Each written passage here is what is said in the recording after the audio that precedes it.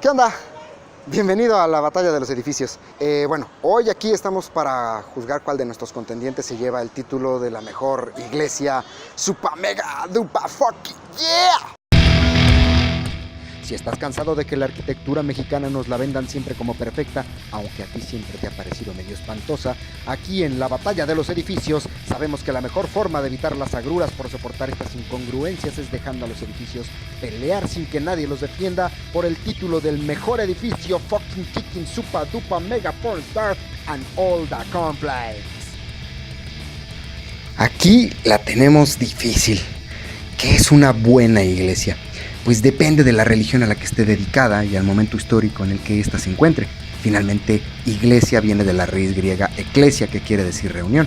Lo confuso en este caso es que una iglesia está diseñada para dos tipos generales de usuarios: los que están, o sea, los fieles, y los que no, o sea, la divinidad a la que está dedicada. Finalmente, lo que se va a hacer a una iglesia es adorar a la divinidad, visitar a alguien, al amigo que te va a sacar de broncas. Y aquel que pretenda diseñar un elemento arquitectónico como este, tiene que saber cómo este amigo sacabroncas, que por cierto nunca se presenta a las juntas, quiere su casa. Y para esto, ese cliente tiene a sus voceros y representantes. Así es como a través de diferentes épocas las iglesias se han ido configurando de diferentes elementos espaciales, en donde se cuentan, solo por mencionar algunos y en el orden en el que te los vas encontrando conforme entras, el atrio, los campanarios, el nártex, el coro, las naves, el presbiterio, el altar, el retablo, etcétera, etcétera, etcétera. Es cierto que si quisiéramos encontrar el elemento básico, indispensable y fundamental de una iglesia, este sería el altar. Pero no nos vayamos con la finta, porque no habrá iglesia sin altar, pero mucho menos sin creyentes, por lo que sus elementos centrales tendrán que ser tanto el sitio en el que se ofrece el objeto divino, el altar y el presbiterio en el que se encuentra, pero también el lugar en el que se reúnen los fieles. Resumiendo, una iglesia se define por tres elementos: el lugar en donde se presenta el elemento místico, o sea, el altar; el lugar en donde se reúnen todos los fieles para reunirse con este elemento místico, que son las naves o las bancas, la sillería; y el proceso en el que estos fieles se van encontrando con esta divinidad. Oye, ya vamos a entrar en materia, ¿no? Ya quiero ver sangre. Juega. No olvidemos también que de la fe vive mucha gente. Así es que siempre habrá interés de convencer a una mayor cantidad de usuarios para hacer uso activo de estos recintos. Es en estos términos que en los años 60 la fe católica convoca al Concilio Vaticano II, que resulta ser muy importante para el tema que ahora nos ocupa. En resumidísimas cuentas, se trataba de modernizar y hacer accesible la fe católica en aras de ganar feligreses o clientes, negocio al fin y al cabo. Esta nueva visión reformó la idea que se tenía de iglesia y los formatos de los templos en donde esta idea se daba cita. Tomando todo esto en cuenta, aquí estamos enfrente de la parroquia de la Medalla Milagrosa, ubicada en el sur de la Ciudad de México, que es un templo católico pre-Concilio Vaticano II, encargado por la Orden de los Vicentinos a Fernando Fernández Rangel, que era el socio que tenía los contactos de la compañía Cubierta Sala, con quien tenía sociedad con Félix Candela, que es el que terminó quedándose con el mérito completo del diseño, aunque hay muchas fuentes de hecho, que le asignan más bien el diseño de la iglesia a Arturo Sanz de la Calzada y a Pedro Fernández Miret. Oye, ¿quiénes eran todos esos señores? Gente, no más gente. ¿Alguna otra pregunta? ¿Arquitectos no eran? Ah, sí. ¿No dije? No. Bueno, pues eso.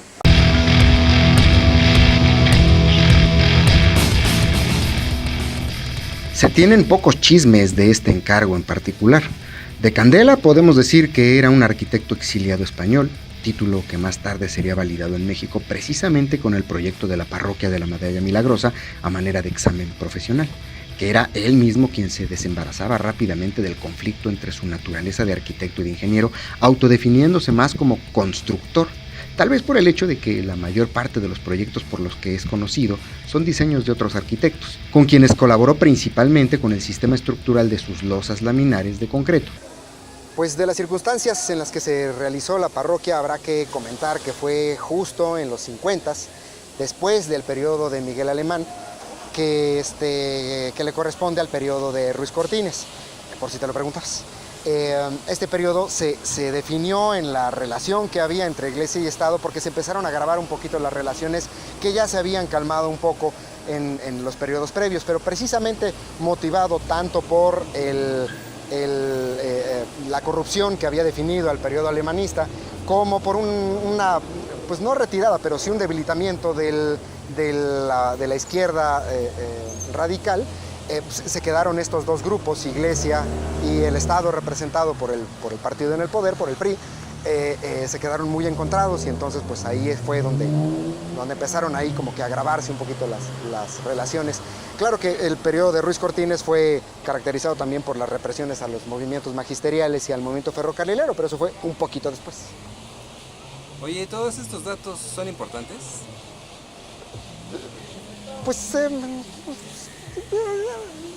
sí, importantes que digas importantes, qué importantes son.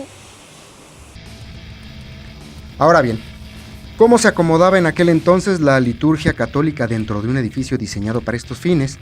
Pues resulta que no de forma muy distinta al acomodo en cualquier templo barroco. Esto es, la forma que tenían las iglesias y en la que se acomodaban los fieles respondía a lo que se conoce como planta basilical, que es una distribución alargada y rectangular en donde se subdividen las áreas en pasillos, dos menores laterales y uno amplio y más alto en la parte central, separados por las columnas de la cubierta.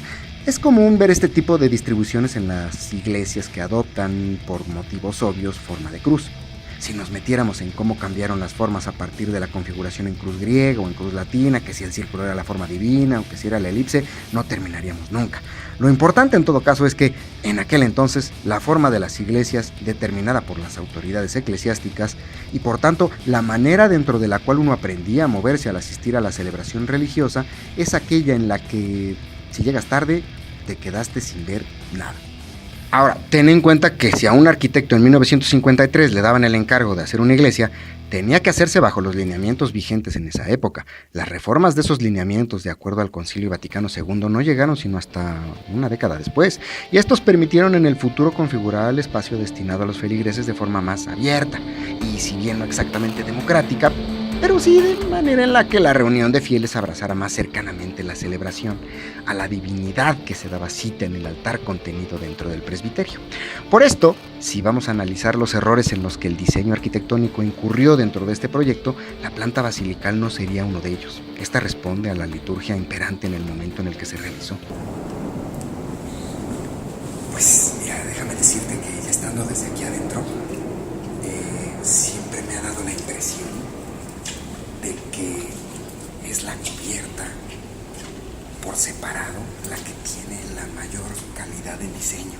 Todos los demás elementos como parecieran estar separados. Es más, incluso hasta la parte de los pequeños altares que se generan en los laterales tienen muy pocas características plásticas. Es realmente la cubierta la que le da su carácter, y incluso los acabados del piso, los acabados de los muros, bueno, del altar, de los retablos, de las esculturas, ni hablar, ¿no? Pero parecieran elementos completamente separados. El coro, pareciera que nada tiene el verdadero espíritu, más allá que la cubierta y desde luego los vitrales que tienen toda la relación con este estilo Bauhaus tan característico de la cubierta. Finalmente, eso sí, una iglesia se configura principalmente por lo que vemos en su cubierta, y bueno, pues es lógico porque es la que nos encamina hacia el lugar de procedencia del elemento espiritual. Pero si bien la cubierta diseñada por Candela, esta sí seguramente la hizo él solito, no solo cumple cabalmente con su objetivo, sino que además resignifica por completo el lenguaje que habrá de ser usado en México para estos efectos, también habrá que decir que este vínculo del feligrés hacia la divinidad empieza desde mucho antes de quedar a resguardo de la cubierta. No olvidemos los efectos que siempre han tenido los atrios cuando nos acercamos hacia cualquier iglesia. Y bueno, pues aquí como que el viaje empieza a penitas, llegó uno a la esquina, que está a nada de la entrada propiamente dicha, como que no nos da chance de sorprendernos, porque luego nos está preguntando, bueno, ¿vas a entrar o no? Y así a fuerzas como que no saben bien las cosas, ¿no? En su defensa, habrá que decir que el terreno de por sí no era exactamente muy grande, apenas 30 metros por 50 metros aproximadamente, y eso sin tomar en cuenta que el problema de los estacionamientos no era algo que en 1953 hayan previsto muy acertadamente, ¿verdad?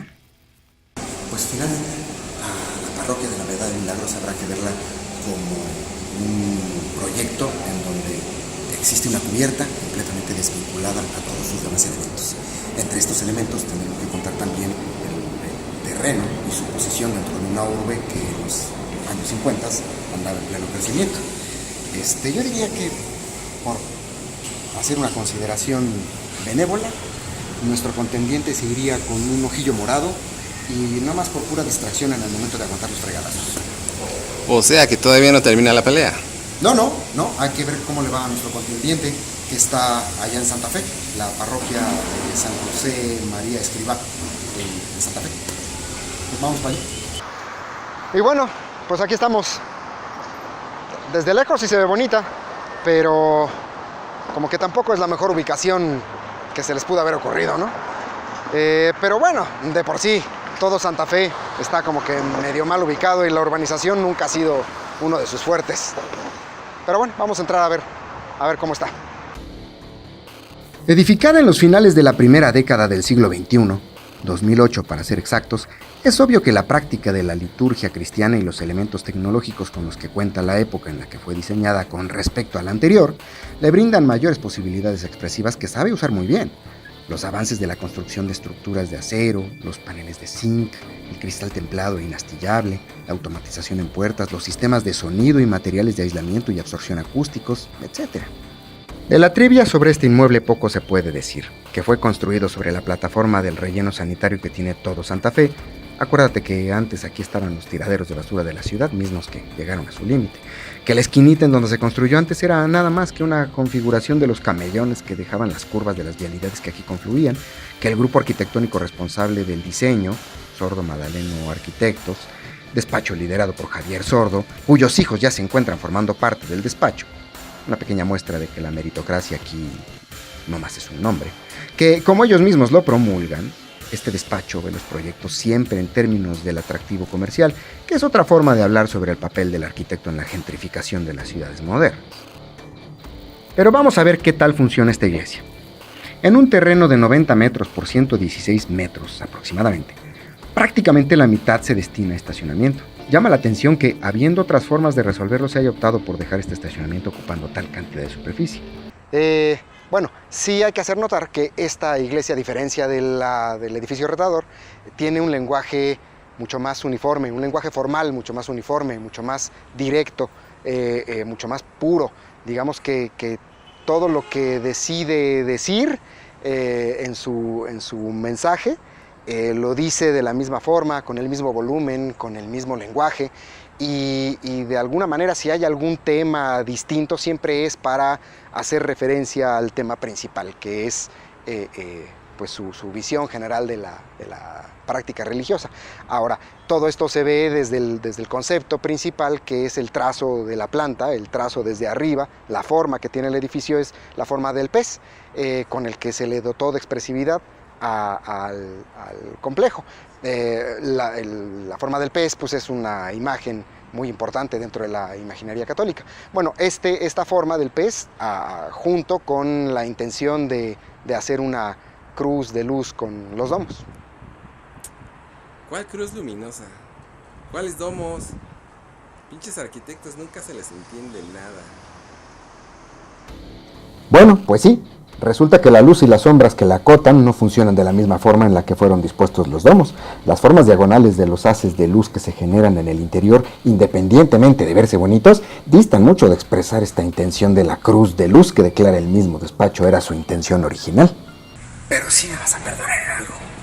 La verdad es que después de todos estos avances tecnológicos, de las referencias históricas, del conocimiento que se tiene sobre cómo se hace una iglesia, y errar precisamente en el punto más importante para el diseño de una iglesia, que, estamos claros, que siempre reviste mucha importancia el lugar en donde se presenta la divinidad, el camino para llegar a ella, pero también, y diría yo, más importante todavía, el área donde están los feligreses, que es la iglesia, prácticamente, en donde se hace la reunión de la iglesia. Y la verdad es que el Concilio Vaticano II ya había quedado muy claro que se pretendía abrazar la celebración, hacer un círculo alrededor de la celebración. Y ese círculo no tiene nada que ver con tener una serie de banquitas medio curvitas.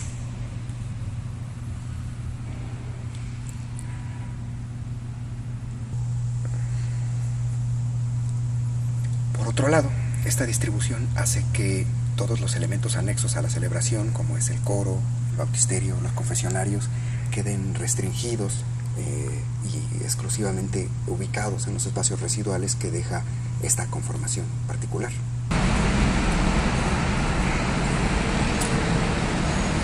Veredicto, pues difícil, porque es difícil dar un veredicto en una pelea en donde los dos contendientes se están soltando golpes al aire. Pero bueno, si la parroquia de la Medalla Milagrosa se fue con su ojito morado, esta, que con todos los avances tecnológicos, con todas las facilidades de las autoridades eclesiásticas a partir del Concilio Vaticano II, con el conocimiento de las tecnologías aplicadas en los materiales, con los casos de éxito y con las referencias históricas sobre la solución de diferentes iglesias, y aún así terminar con el mismo ojito morado, pues no, definitivamente la otra iglesia se la lleva de calle. Digamos que por decisión del jurado o por decisión dividida.